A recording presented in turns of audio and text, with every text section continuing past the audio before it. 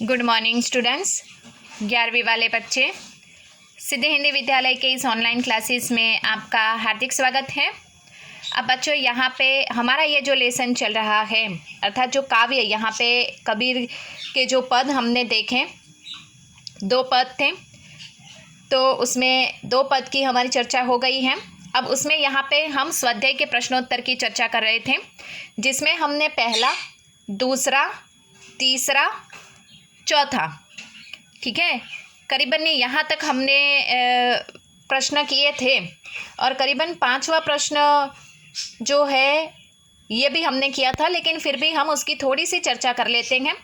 कबीर ने ऐसा क्यों कहा है कि संसार बौरा गया है? बौरा जाना यानी पागल होना। तो बौरा जाना अर्थात पागल हो जाना, उल्टे सीधे काम करना। उनके अनुसार यह संसार बौरा गया है क्योंकि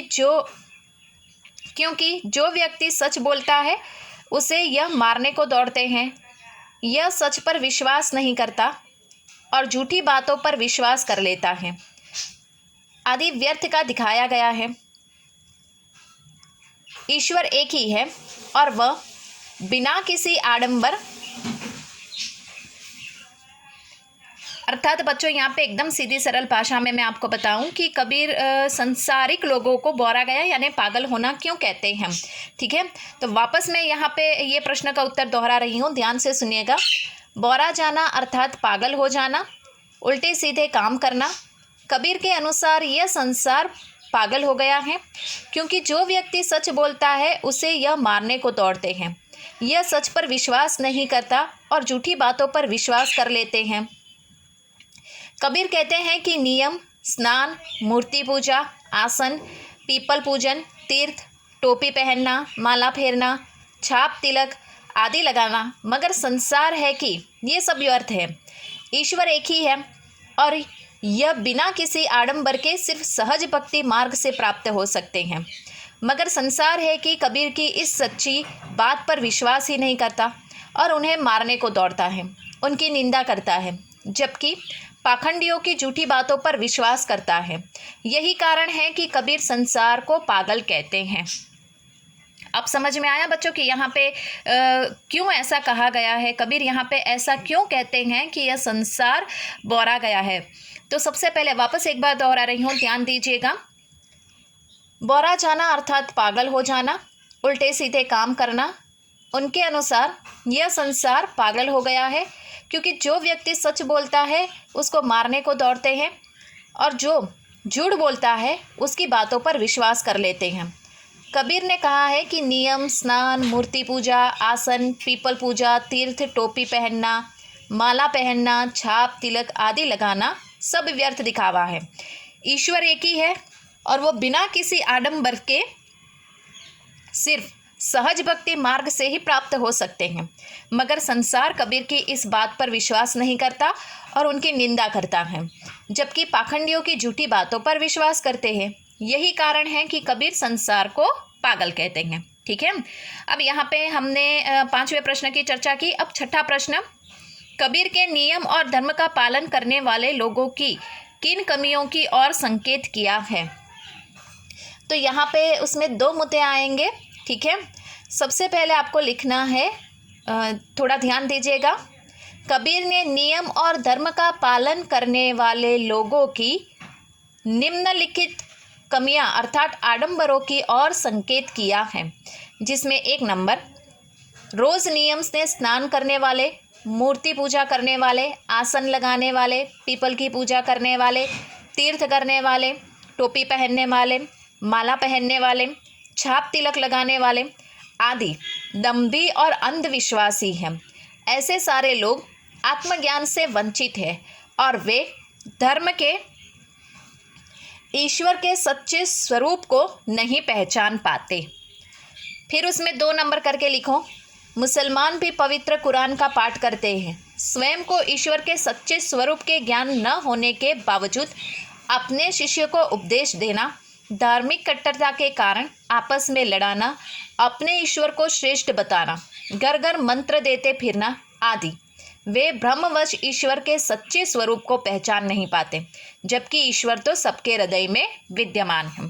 तो यहाँ पे बच्चों 2 प्रकार करके हमें लिखना है, 2 नंबर करके। कौन से प्रश्न में? छठे प्रश्न में। तो उसमें किस प्रकार से, वापस एक बार जवाब दोहरा रही हूँ, ध्यान दीजिएगा।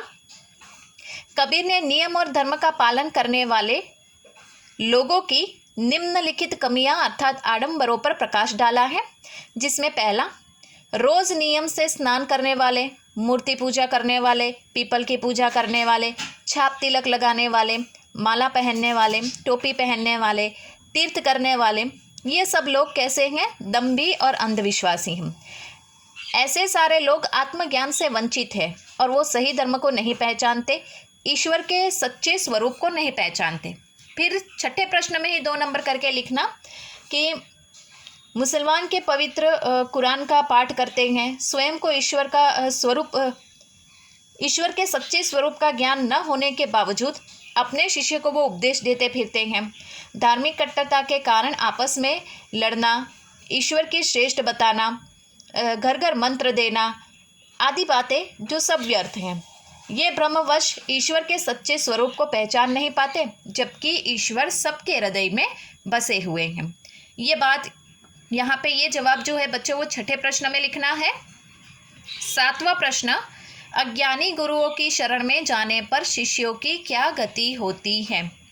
तो यहाँ पे जो अज्ञानी होते हैं उनके बारे में बताया गया। मैंने आपको बताया ना, जिसके पास ज्ञान होता है तो वो अपने शिष्य को ज्ञान देगा। तो यहाँ पे शिष्य के जीवन में जो है वो पथ प्रदर्शक का काम करेगा, ज्ञान उसके जीवन को संवारेगा। लेकिन जिसके पास कोई जानकारी ही नहीं है, ज्ञान ही नहीं है, वो कैसे उपदेश दे सकता है? तो ऐसे गुरुओं के बारे में हमें यहाँ पे बताया गया है। कबीर कहते हैं, तो जवाब हमें इस प्रकार से लिखना है, अज्ञानी गुरुओं की शरण में जाने पर शिष्यों की क्या होती है? दुर्गति होती है। कबीर के अनुसार घर घर मंत्र देने वाला और झूठे अभिमान में डूबा हुआ गुरु अपने शिष्यों को क्या सच्ची राह दिखाएगा? ऐसे अज्ञानी गुरुजी की शरण में जाने पर शिष्य को अंततः डूबने और पछताने के अलावा और कुछ हाथ नहीं लगता। अब यहाँ पे कबीर ने ये बात बताई है। कौन से प्रश्न? 7वें प्रश्न की चर्चा हम कर रहे हैं। अज्ञानी गुरु के शरण में जाने पर शिष्यों की क्या गति होती है? तो उसमें यहाँ पे कबीर कहते हैं कि अज्ञानी गुरुओं की शरण में जाने पर शिष्यों की दुर्गति होती है। कबीर के अनुसार घर घर मंत्र देने वाले और झूठे अभिमान में डूबा हुआ गुरु अपने शिष्य को सच्ची राह कैसे दिखा सकेगा? ऐसे अज्ञानी गुरुओं की शरण में जाने पर शिष्य को अंत में डूबना और पछताना पड़ता है। अब 8वां प्रश्न, बाह्य आडंबरों की उपेक्षा स्वयं को पहचानने की बात किन पंक्तियों में कही गई है? अपने शब्दों में लिखिए। तो बाह्य आडंबर की यहाँ पे उपेक्षा करते हैं, ठीक है। तो किस प्रकार से यहाँ पे इस पंक्ति को हम समझाएंगे? बाह्य आडंबर यानी दिखावा। तो कबीर ने यहाँ पे बाह्य आडंबर की जगह स्वयं को पहचानने की बात निम्नलिखित पंक्तियों में कही गई है। जैसे कि यहाँ पे टोपी पहरे, माला पहरी, छाप तिलक अनुमाना, साकी शब्द ही गावत भूले, आत्म खबरी न जाना। ये पंक्ति है बच्चों, ये यहाँ पे हमें लिखनी है। 8वां जो प्रश्न है, 8वें प्रश्न में ये पंक्ति हमें लिखनी है। कौन सी? टोपी पहरे, माला पहरे, छाप तिलक अनुमाना, साकी शब्द ही गावत भूले, आत्म खबरी न जाना।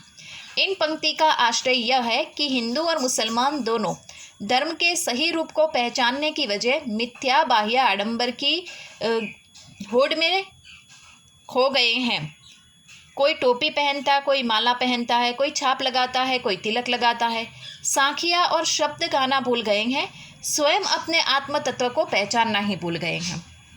सबसे पहले एक बात बता दूं, 8वां जो प्रश्न है, 8वें प्रश्न में हमें सबसे पहले जो काव्य है ना, टोपी पहले, माला पहरे, छाप तिलक अनुमाना, साखी शब्द या गावत भूले, आत्म खबरी न जाना। सबसे पहले तो बच्चों ये पंक्ति हमें लिख देनी है। फिर उसमें लिखना है कि इस पंक्ति के माध्यम से कबीर ने बताया है कि जो हिंदू है, जो मुसलमान है, जो ढोंग ढतुरा करने वाले कुछ एक लोग हैं, वो क्या करते हैं? टोपी पहनते हैं, माला फेरते हैं, छाप लगाते हैं, तिलक लगाते हैं और झूठी बाह्य आडंबर में जीते हैं। ये लोग सत्य को नहीं पहचान पाते हैं, सच्चे धर्म को नहीं पहचान पाते हैं। साखिया एवं शब्द को वो गाना भूल गए हैं और स्वयं के आत्म तत्व को भी भूल गए हैं। ऐसा हमें 8वें प्रश्न के उत्तर में हमें लिखना है। तो बच्चों आज के इस वीडियो में हम 8वें तक के प्रश्न देखेंगे।